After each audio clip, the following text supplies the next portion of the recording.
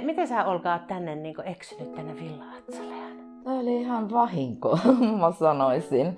Koska olen muuttanut Porvoosta ihan niin kuin parisataa metriä päähän ja katsoin, että täällä on hoivakoti, mistä tuli iso kiinnostus ja tulin tänne käymään ja puhumaan asiasta, että olen ollut niin kuin hoitoalalla ennenkin.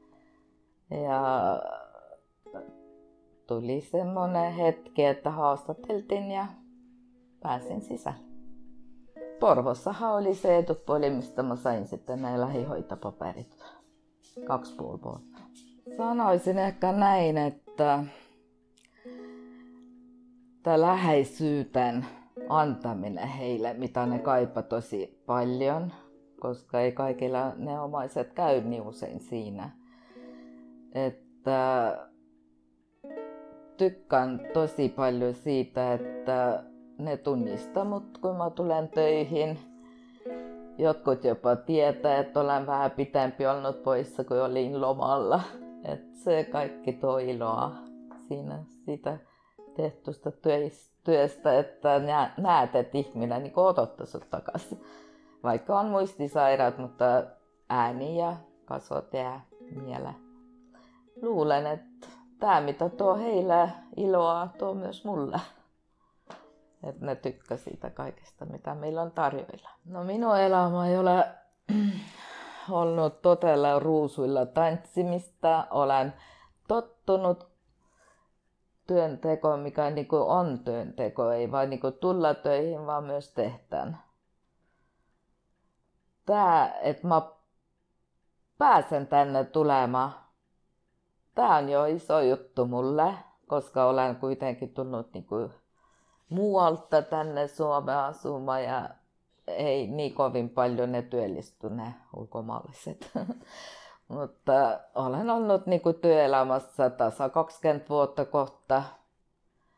Ja sen takia just, että ne pienet arki-ilot auttaa mut jaksamaan kaikessa muussa asioissa.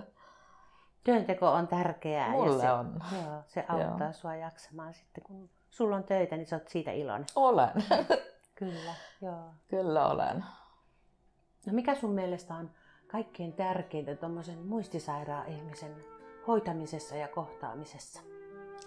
No meillä on ollut tosi hyviä noita koulutuksia. Olen käynyt validaatiokoulutuksen, niin kuin tunteva koulutus siinä se on 2 nimeä sillä.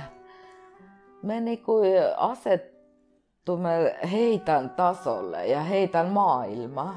Me puhutaan niin kuin ihan eri lauseita, mutta samasta jutusta, niin kuin, että sitä on tosi vaikeaa nyt selittää, mutta mä laskun heidän tasolla. Hän sanoi, että hänen pikkulapsi on kotona.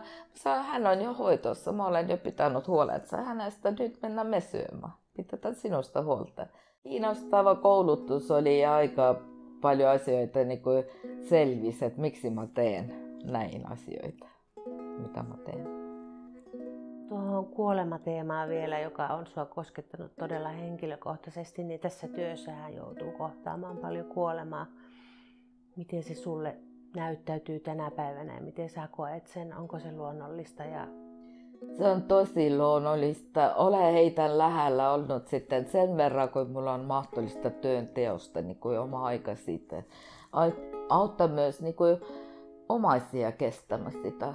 Se ei ole niin kuin vertaustuki, mutta kuitenkin mä oon täällä, niin kuin, että heitä varten auttamassa niin kuin omaa läheistä, niin kuin, kun ne menettää, että ne kestä sen.